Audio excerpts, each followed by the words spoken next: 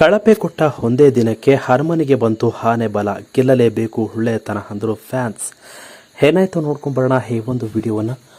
ಈ ವಿಡಿಯೋ ನೋಡೋಕೆ ಮೊದಲು ನೀವು ನಮ್ಮ ಚಾನಲ್ಗೆ ಸಬ್ಸ್ಕ್ರೈಬ್ ಆಗಿಲ್ಲ ಅಂದರೆ ಈ ಕೂಡಲೇ ಸಬ್ಸ್ಕ್ರೈಬ್ ಆಗಿ, ಹಾಗೆ ಪಕ್ಕದ ಬೆಲ್ ಐಕನ್ ಕ್ಲಿಕ್ ಮಾಡ್ಕೊಳ್ಳಿ ವೀಕ್ಷಕರೇ. ಕನ್ನಡದ big reality show big boss season 11 grand ಫಿನಾಲ್ಗೆ ಹತ್ತಿರವಾಗ್ತಾ ಇದೆ. ಬಿಗ್ ಬಾಸ್ ಶುರುವಾಗಿ 4ನೇ ವಾರಕ್ಕೆ ಅಚ್ಚರಿಯ ರೀತಿಯಲ್ಲಿ ವೈಲ್ಡ್ ಕಾರ್ಡ್ ಸ್ಪರ್ಧೆಗಾಗಿ ಎಂಟ್ರಿ ಕೊಟ್ಟಿದ್ರು ಹನುಮಂತ. ಎಂಟ್ರಿ ಕೊಟ್ಟ ದಿನದಿಂದಲೂ ಹಿಂದಿನವರೆಗೂ ಹನುಮಂತ ವೀಕ್ಷಕರಿಗೆ ಮಸ್ತ್ ಮನರಂಜನೆಯನ್ನು ನೀಡುತ್ತಿದ್ದಾರೆ.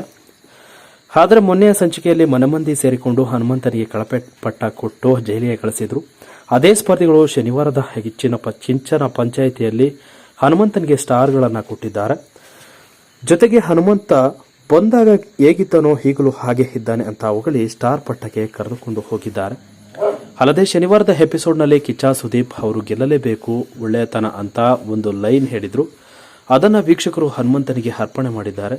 ಏಕೆಂದರೆ ವೀಕ್ಷಕರ ಪ್ರಕಾರ ಸದ್ಯ ಬಿಗ್ ಬಾಸ್ ಮನೆಯಲ್ಲಿ ಹನುಮಂತ ಒಬ್ಬನೇ ಪ್ರಾಮಾಣಿಕವಾಗಿ ಆಟವನ್ನು ಆಡ್ತಾ ಇದ್ದಾನೆ.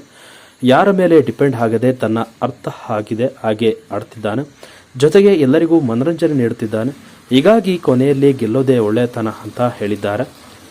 ಇನ್ನು ಹನುಮಂತನಿಗೆ ಸ್ಟಾರ್ಗಳು ಸಿಕ್ಕಾಪಟ್ಟೆ ಕೊಟ್ಟು ಹನುಮಂತನನ್ನ ಸ್ಪರ್ಧಿಗಳು ಸ್ಟಾರ್ ಫೋಟೋವನ್ನು ಶೇರ್ ಮಾಡಿಕೊಂಡು ಖುಷಿಯನ್ನು ಪಡ್ತಾ ಇದ್ದಾರೆ ಅಭಿಮಾನಿಗಳು.